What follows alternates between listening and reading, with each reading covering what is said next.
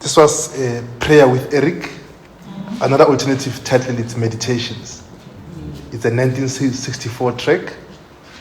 And I stopped it here because Eric Dolphy was just coming in, and he died on that fateful year of 1964.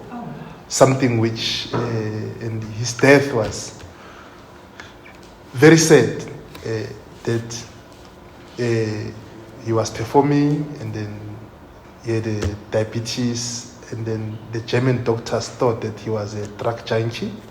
They gave him a wrong thing, and then he died from a diabetic coma. But you can read Eric Dolphy. You must check him out as well. One of the so his death affected Charles Mingus greatly, and in that year it was him having resigned from Charles Mingus Jazz Workshop, which was the name of the band, and saying that he's staying in Europe. So you will see all of that information. It is there. But what I want us to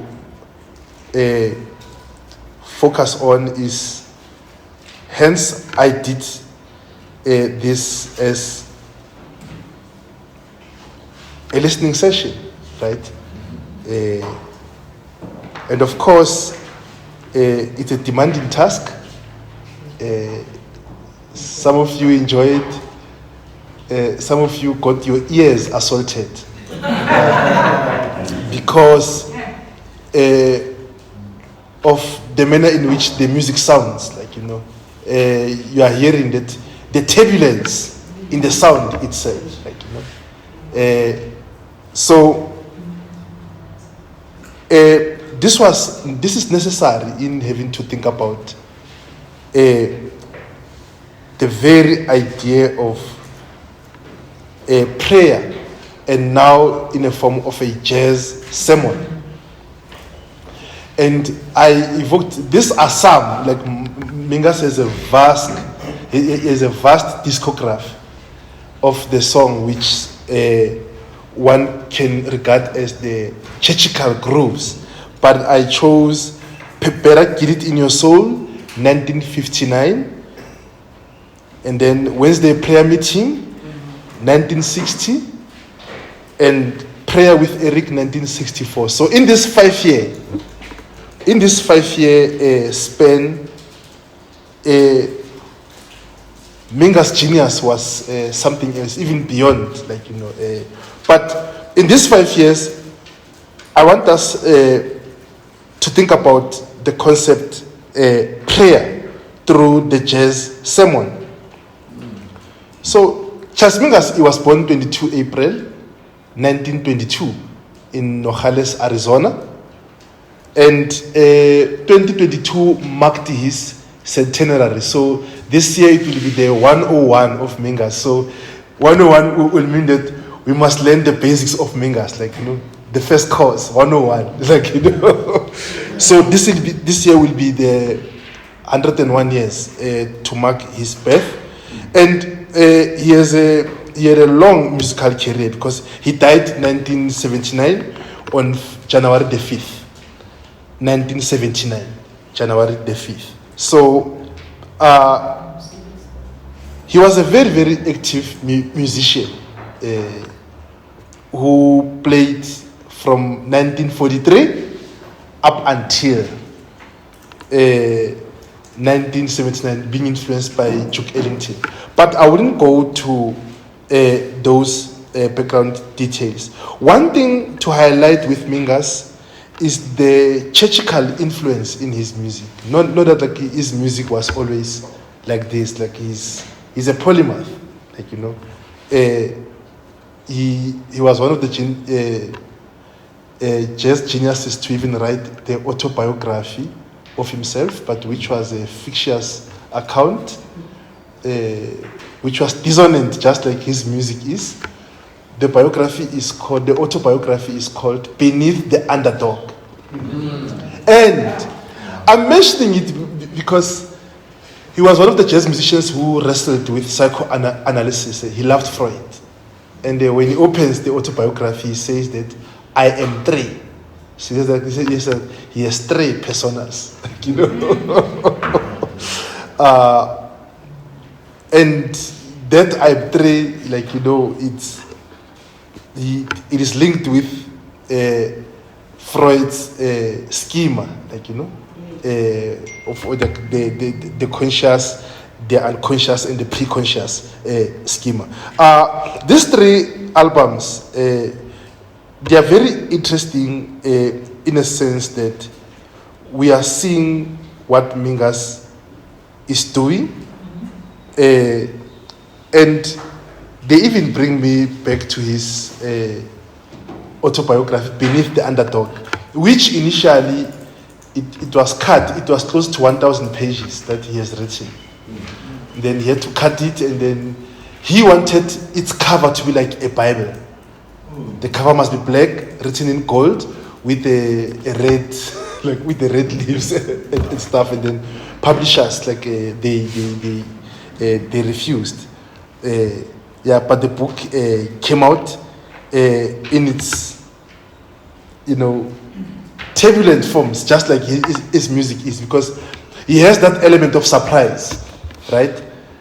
You'll think that you are hearing something and then it will just go up, so he's there to hit the ear. So these three forms of prayers that Mingas is doing, I will argue that they are the workshop of the soul. Since Mingas was a band leader of the jazz workshop, Mingas' music has been, and through this prayer, to workshop the soul. And in this workshop of the soul, the aesthetic sensibilities are subjected to the high form of experimentation. And in Mingas' prayer, we find what Ronald H. Woody calls poiesis in black, where black people are creating even something from nothing or something to some things.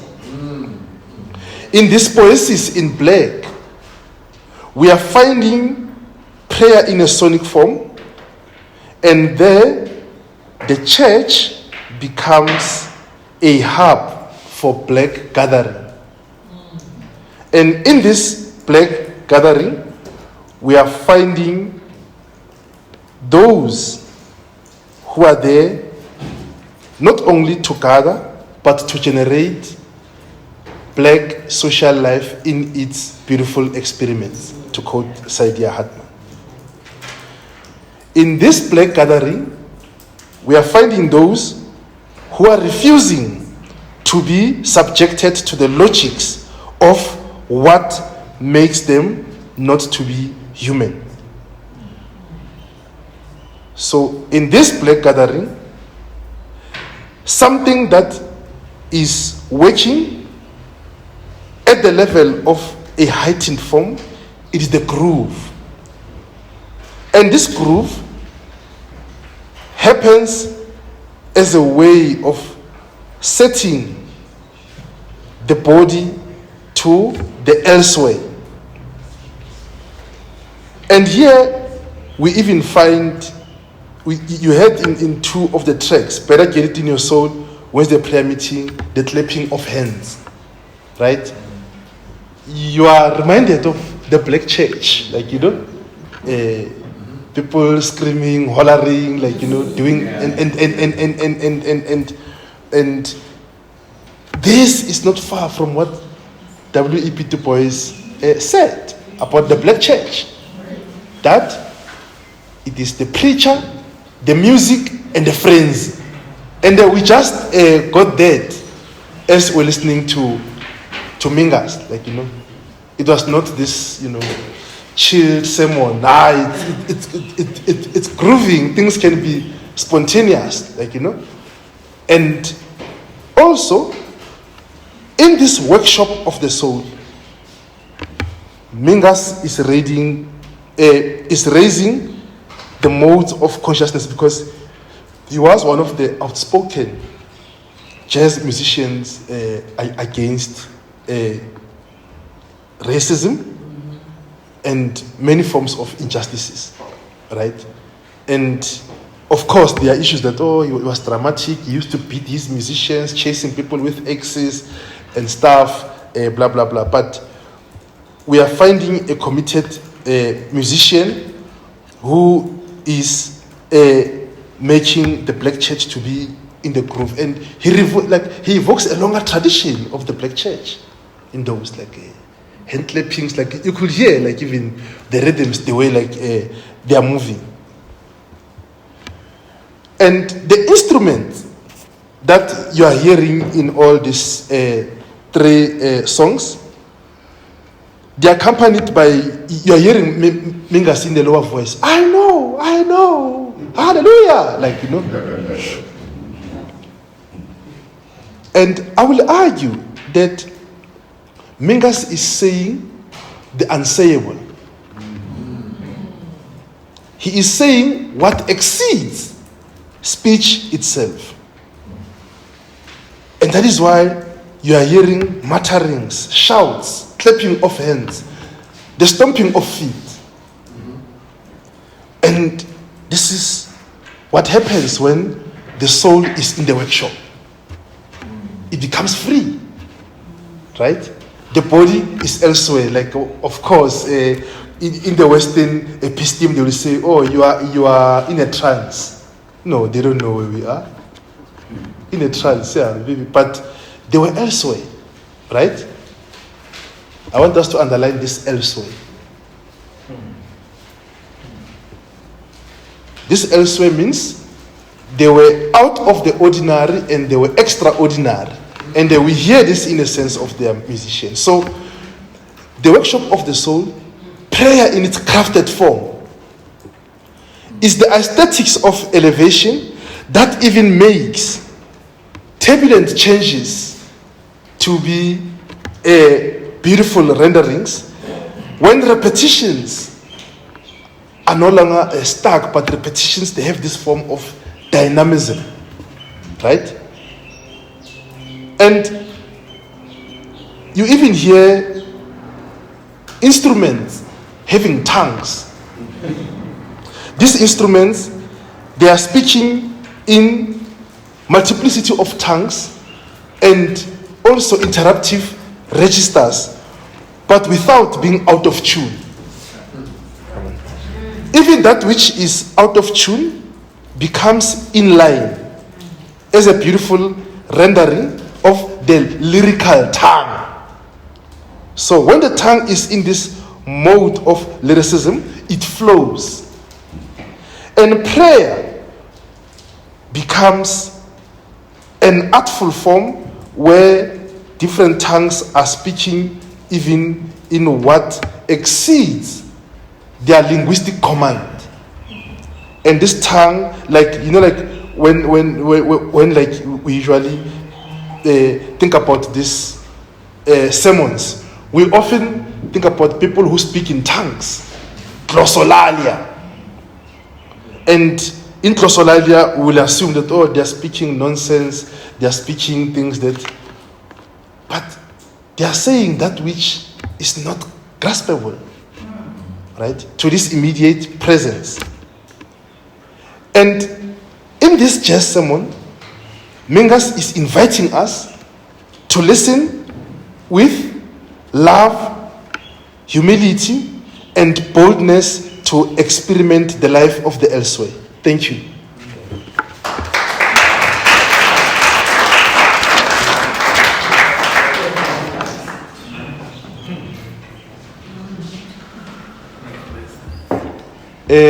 I know that we have addressed issues of the stomach, but don't treat this as a graveyard session. I believe that there is something deep to reflect on in terms of what we've just listen to. Whether we understand it or not doesn't matter. Right? Yes. Thank you so much.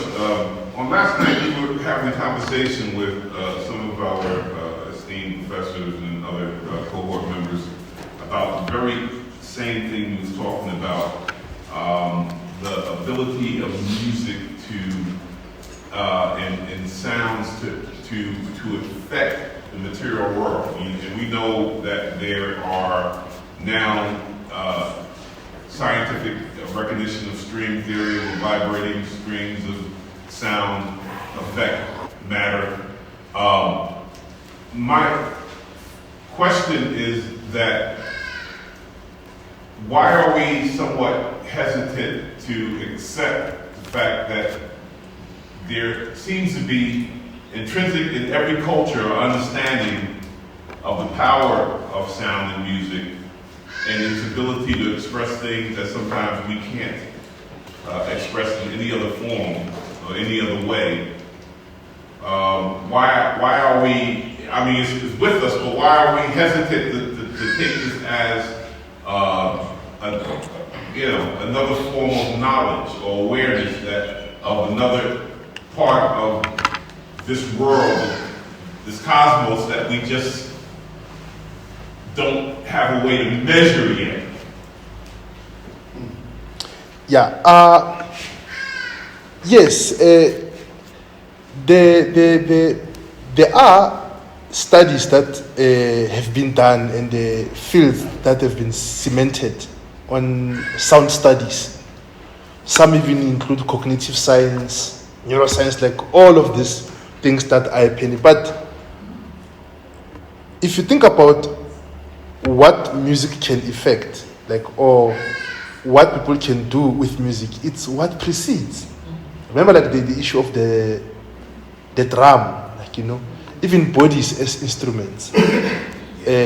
Conally Judy makes on the Juba dance, like, when people like clapped hands because of the drum was not allowed, people had to look for other things, like, And let's think about this African American art form called jazz, where you see something interesting that they are military instruments, right? Mm-hmm. But when black people touch them, they cease to be what they were originally. I mean, when you listen to John Coltrane, that's not the tenor saxophone. Even like when he's playing a soprano, like it's, and there's this thing that I cannot explain with this power that even goes beyond experimentation itself or innovation, right? But what I would call it, maybe for lack of a better word, the mystical and the mysterious. When black people touch those things, I mean, like, look, think about even poetry, like in the black arts movement, like, even though like it might be dismissed the way, but in its written form, how did it become? Like liner notes when Amiri Baraka was writing them, where like we had Leon Feder doing that in the 50s, Ned Hentoff, but the liner notes that were written by Amiri Baraka, I mean, like there is an album of John Coltrane called Live at Bedland. The way like he writes those liner notes, and I was happy that there were no videos because I wanted to imagine. So black sound, as opposed to music, like black sound has this capacity to make things unexplainable, right? Non-quantifiable. Like you can't index them, you can't catalog them. Not only they become porous, but they become sophisticated. And I think that's what we are running away from. We are running away to take black creative intelligence as a high form of sophistication. Think about Charles Mingus himself. He wanted to be regarded as a composer. right? You know that a lot of musicians who play jazz, they'll tell you that I don't play jazz, like, you know, even though like they do it, but they could not get recognized. Eric Dolphy himself, like, he couldn't make it to the, you know, orchestra music. Like, we know all these things. Think about even Julius Eastman, who died in 1990, and then the funeral was known after a couple of months. And his music was scattered everywhere. It was only combined in 2006. So we have to think even about the political economy of, you know, like the music industry, how black people, they get written outside and erased, right? Because of there is this thing that they possess. How dare they do this beautiful music? We know of black people who had their art stolen from. They compose, they do it, and then white will come on stage and mimic, and then they will own nothing. Right? So there's a long history of it, and it still even continues. Right?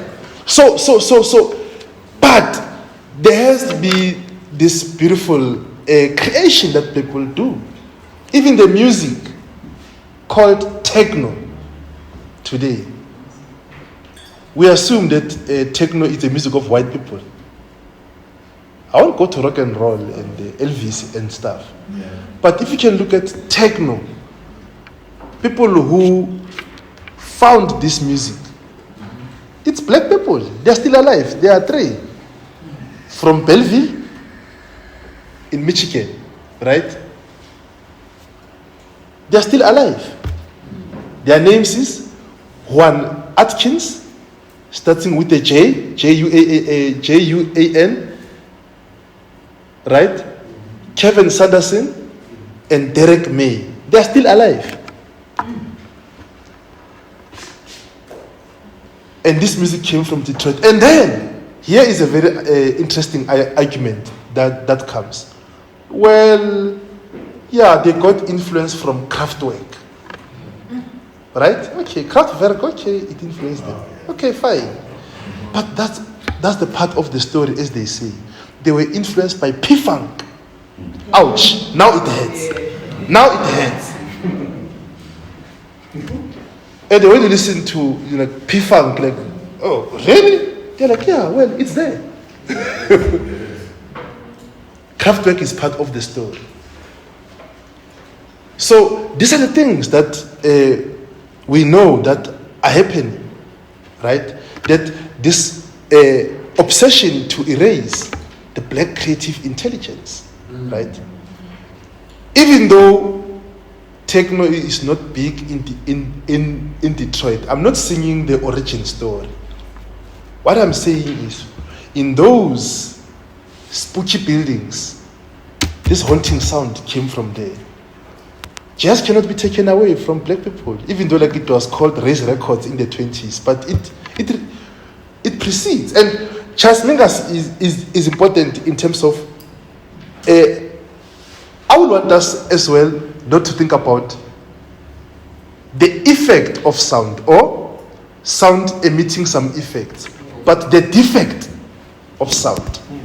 And this defect being a set of experimentation to create something that is beautiful and wholly different, that challenges the structured sensibilities that are there to make things to be saturable, so that there's no room for innovation.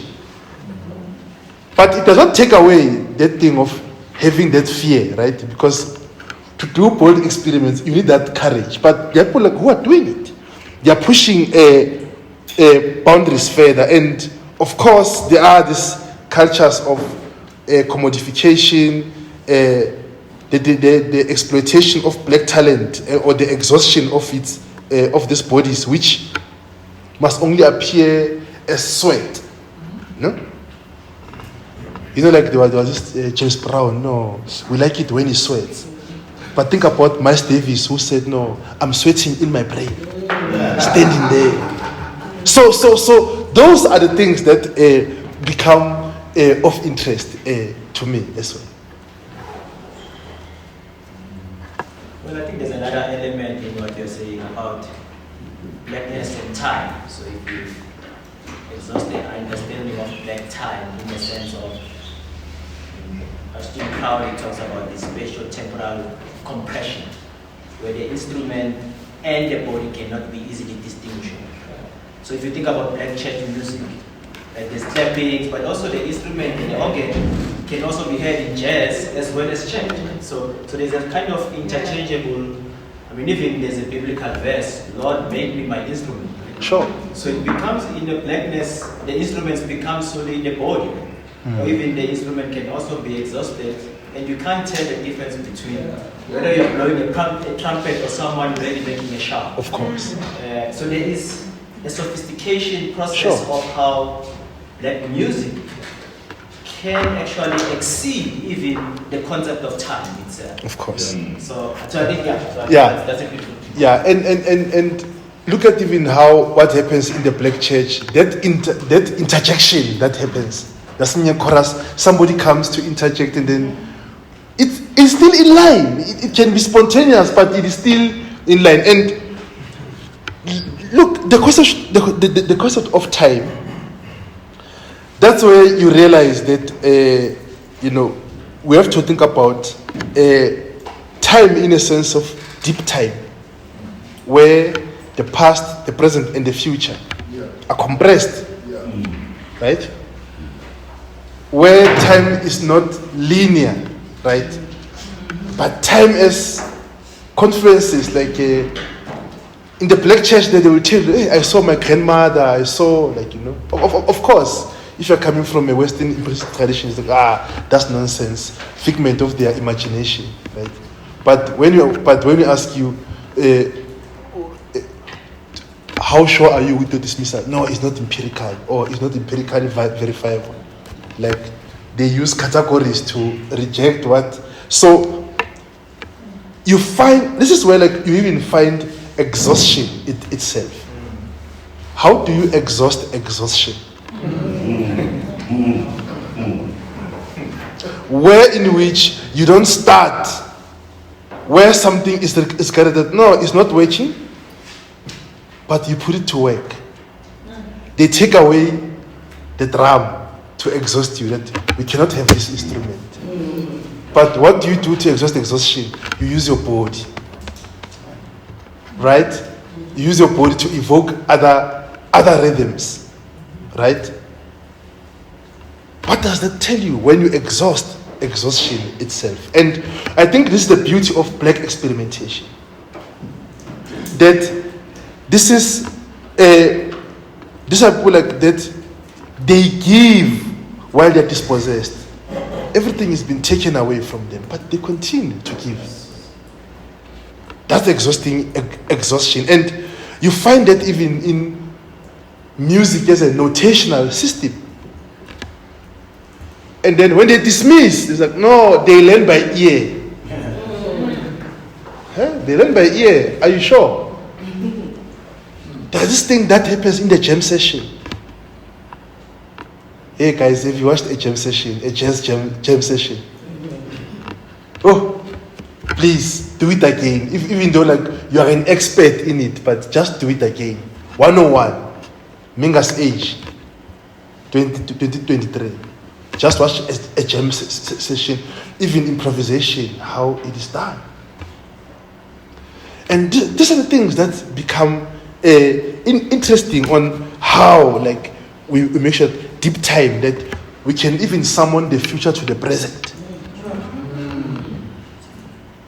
We can summon the future to the present. And that is where we even find works that we say, oh, is this thing done? I had a question. 1964. I'm like, yeah. It's because of at that time, whether Mingas knew or not, but you are summoning the future to the present. Yes. I think what's also important is that black people, I think we recognize the life force that are in the instruments. That the wood that the drum is made from is a living being. That the skins of the top of that drum is a living being. That the eardrum corresponds with the drum that is the instrument. The heartstrings correspond with the strings that are the instrument. And because we live among nature and have a regard for the life that exists there, Right. and we are kinetic and motoric, and we move to the rhythm and it moves us. Right. That life has value across the board, that we understand on a different level than our counterparts. You are right. Think about Senzenina, right? The choir sings it beautifully. They hit it to the note, right? Do they feel it? That's a question. No, they do it, but do they feel it? Hence, even the instruments we know that there has been large efforts to, because remember, black creation, it creates this thing that we love black art but not black people, right? Because it is still that logic of chattel, like no, they are property. We like it when they sweat, we like it, but we don't like them. No. He's not a black musician. He's an American musician. And then a scandal comes. He's black. It's typical. He's black. You see all those things? How, like, the Tiger with scandal, remember, everybody withdrew. So these are the things that we have to understand about the black creative intelligence. That it is not the other of intelligence, but it is inherent. It is the thing in itself. And that is why, like, you are finding, even in various art forms, right? Even in the things that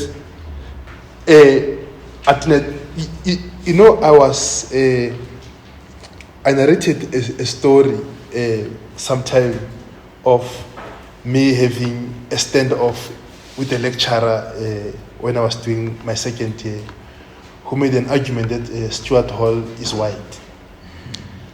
And I was like, no, it's not. And then we had this.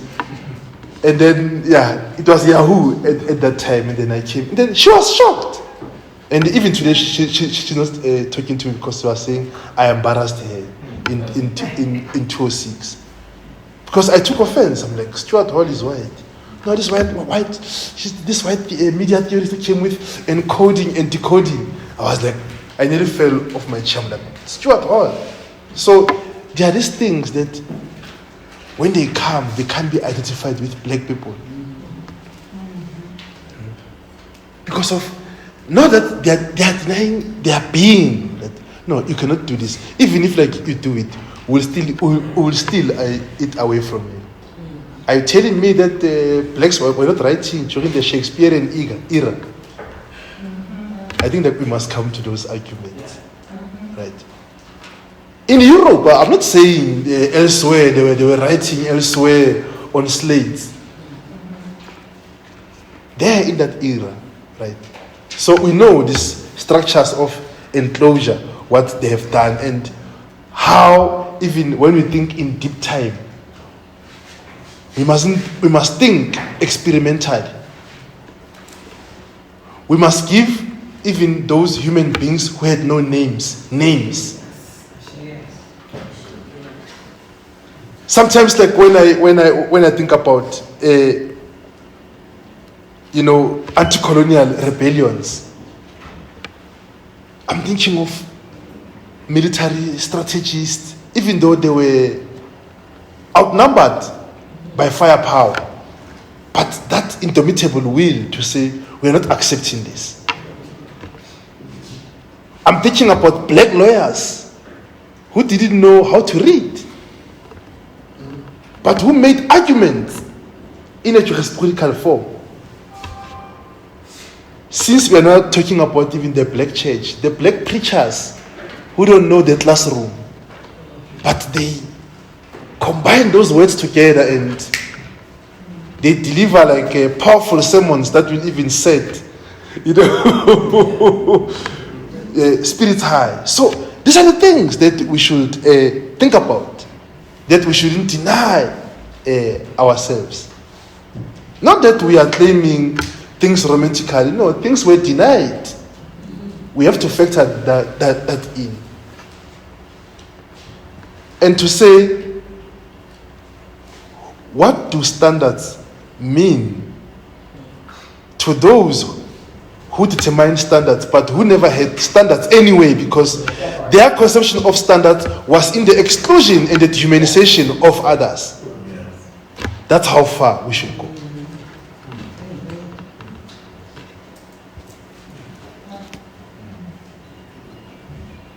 The room cannot be quiet after listening to Mingas.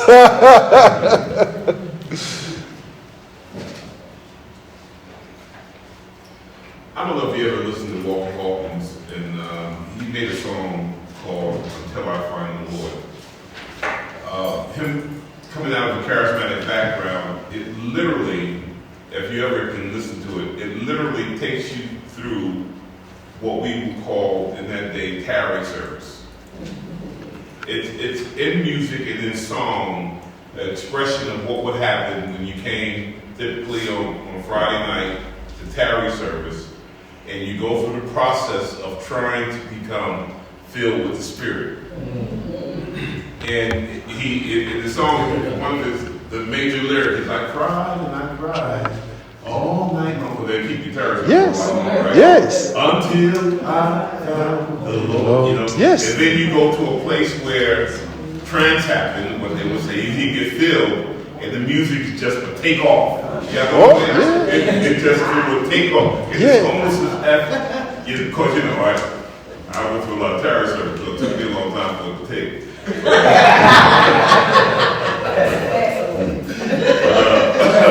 But it's intrinsically, we did it, to this day, you can still experience the power in it. And I think I asked Dr. Love this question before, because I said, Dr. Love, I said, how come, these things, this methodology, these things that we did was somehow cast in a bad light? Things we did in the hush hour.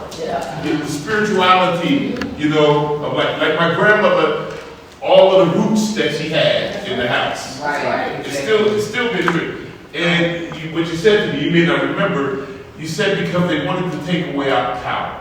Because in addition to that, they know that if they are free and in their own conception of self-definition, they'll be dangerous.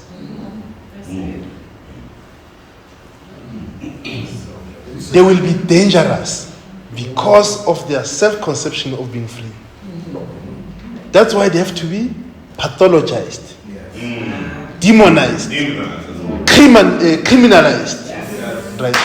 Yep. They have to be degraded so that they become exhausted. And when they become exhausted, what do they become? They become fatalistic. Yeah. That's why I was saying we must think from this exhaustion. That when you are marked as, these things that's so ghetto. Right? That's so ghetto. Yeah. It has a colonial logic, history, which means that's primitive. That's right. Yes. That primitive has this historical logic. That's uncivilized. Right? That uncivilized has historical logic. That's impure. Because these ontological markers, they came to degrade. That is why, self-evidently, Charles Mingus with the instruments, they were able to make a church. Like it was like, if you listen to these 3 songs, like you will hear, right? The black church, like, and you can even imagine, they knew That is why black solidarity is a criminal affair. In South Africa, it was declared that black people should not meet on their own. It is criminal. It is unconstitutional. It was a ruling by the South African Human Rights Commission in 2009. 2009, they said it is unconstitutional for black people to meet on their own. That is why they even they refused to register a political party called Black Land First as the only black political party.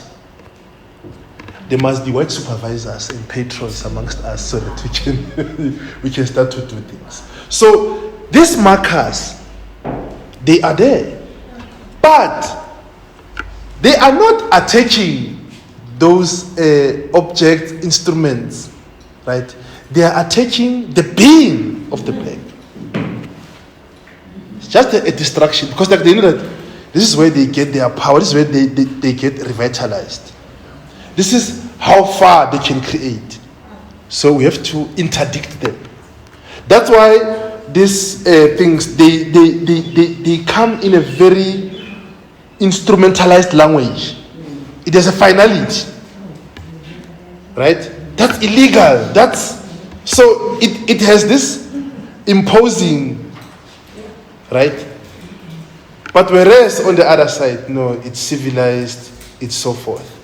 Do you think that Western music can contend with the fact that those who annotated those notes were black people who saw it from the Moors? They will never allow that. Look at the music system, like the way the notation is being written. They will never allow that. They will never allow that to come and see the light of the day. So that we ourselves, we can even be ashamed of that. Like, like we must be ashamed of, like, it's, you are hated and then you hate yourself more. Like, to please that which hates you. I don't know if you get it, but I think you do. Like, So those are the things that Charles Mingus went through. He said, no, your music is schizophrenic. You are changing, because he will even make his jazz companions to be on the element of surprise. He never wrote any notations, right? And then to one musician, he did a casket for him and a cross that if he dare miss that, yeah, he just, and then they knew what to do, right? They had to take off, and they gave it their best.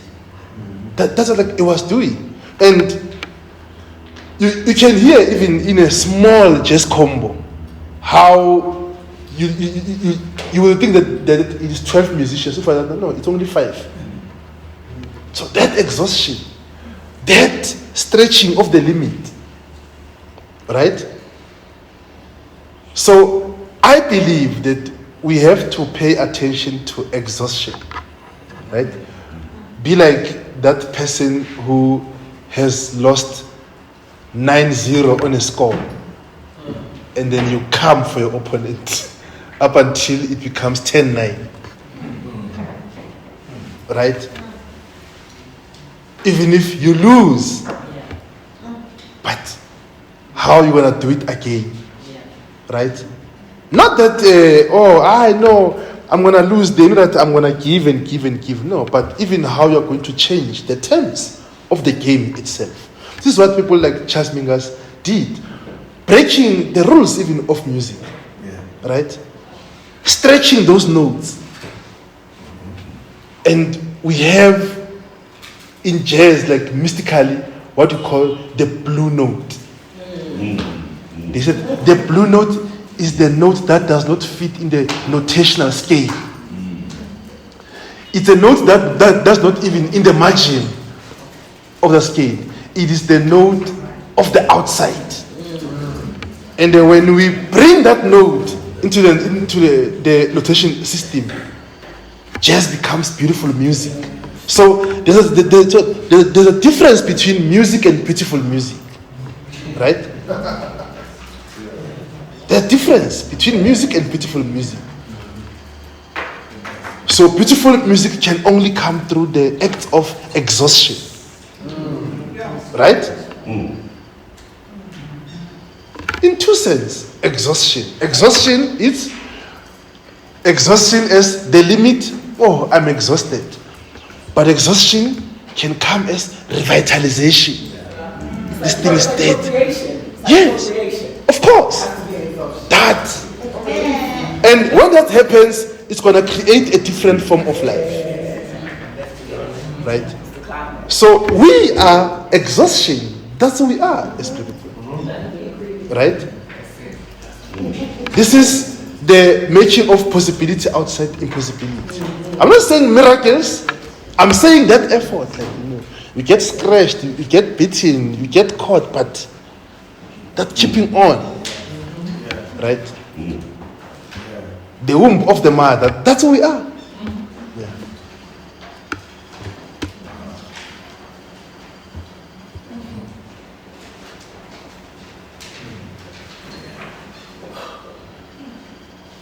You know that what that means?